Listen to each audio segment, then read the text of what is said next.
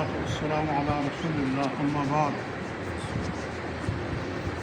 نبی کریم صلی اللہ علیہ وآلہ وسلم نے ارشاد فرمایا کہ جو بندہ مسجد میں نماز پڑھنے کے لیے آتا ہے اور وہ نماز کی انتظار میں بیٹھا ہوتا ہے، آپ نے فرمایا وہ نماز کی حالت میں ہوتا ہے، یعنی اس کا جو بیٹھنا ہے وہ بھی نماز ہی کا حصہ ہے۔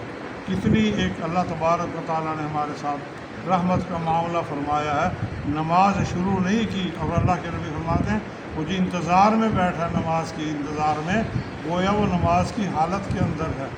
تو اس کیفیت کو ہمیں برداشت کرنا چاہیے، تحمل سے، اور اللہ کا ذکر کرنا چاہیے۔ بہترین وقت ہے اذان اور اقامت کے درمیان دعا کی قبولیت کا۔ رسول اللہ صلی اللہ علیہ وسلم فرمایا لا يرد الدعاء بین الاذان والاقامہ، اذان اور اقامت کے درمیان کی گئی دعا اللہ تبارک و تعالیٰ رد نہیں فرماتا، قبول کرتا ہے۔ تو بجائے اس کے کہ ہم اس وقت کو بوجھ سمجھیں کہ لمبی ہو گئی ہے، امام صاحب نہیں آیا، ہمیں تھوڑا سا تحمل کرنا چاہیے اور دعائیں کرنی چاہیے۔ ہم اس وقت نماز کی کیفیت میں ہوتے ہیں، جیسے ہم نماز میں دعا کرتے ہیں ایسے ہی اس وقت میں ہمیں دعا کرنی چاہیے۔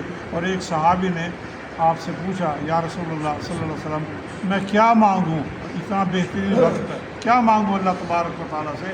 اللہ کے نبی پیارے نبی نے فرمایا صلی اللہ علیہ وسلم نے تو اللہ تعالیٰ سے مانگ اللہم انی اسألک العفو والعافیہ فی الدنیا والآخرہ، اللہ میں تجھ سے معافی کا اور صحت کا سوال کرتا ہوں، تندرستی کا، دنیا میں بھی اور آخرت میں بھی۔ دنیا میں بھی مجھے معاف فرمانا اور تندرستی عطا فرمانا، اور آخرت میں بھی مجھے معاف فرمانا اور تندرستی۔ آخرت کی تندرستی کیا ہے؟ جہنم سے بچ جانا اور جنت میں چلا جانا۔ آپ نے فرمایا تو یہ دعا مانگا کرو اس وقت۔ نماز کو ہم عبادت سمجھے، بوجھ نہ سمجھے، پر نماز پڑھی بوجھ اتر گیا سر سے۔ اللہ کی قسم، ایک 45 ٹمپریچر 50 ٹمپریچر میں ایک اللہ کی بندی اگر بڑا سا برقع یا بڑی سی چادر لے کے پسینے پسینے ہوتے ہے، وہ اس وقت عبادت کی حالت میں ہوتی ہے، اسے بھی تو گرمی لگتی ہے۔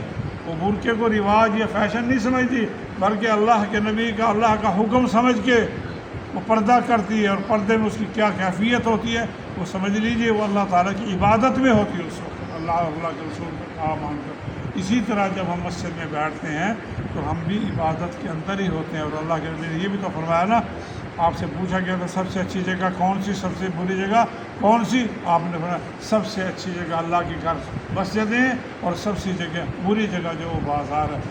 ہر بندہ اپنے گریبان میں جا کے محاسبہ کرے کہ میرا جی بازار میں کتنا لگتا ہے اور مسجد میں کتنا لگتا ہے۔ ہم روحانی اعتبار سے ہماری روح جو ہے نا میت ہو چکی ہے، ہمیں وہ جگہ اچھی لگتی ہیں، 10 گھنٹے گاہک آئے نہ بیٹھے رہتے ہیں، پرواہ نہیں ہے، لیکن مسجد میں ہمیں اس قدر جلدی ہو جاتی ہے، جلدی مسجد میں بیٹھنے کی عادت سیکھیے، فرشتے کی دعا لیجیے۔ اللہ کے نبی جو نماز پڑھ کے بیٹھ کے اپنی جگہ پہ جب تک بیٹھا باوضو ہے، فرشتہ مسلسل کہتا اللہم اغفر لہ وارحمہ، اللہم اغفر لہ وارحمہ، اللہ اسے بخش دے، اللہ اس پہ رحمت فرما دے، اسے بخش دے، اللہ اس پہ رحمت فرما دے۔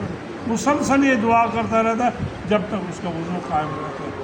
تو ہمیں نماز کو عبادت سمجھ کر، اللہ کی عبادت سمجھ کر ادا کرنی چاہیے، مسجد میں بیٹھنے کو پسند کرنا چاہیے۔ اللہ تعالیٰ میں عمل کی توفیق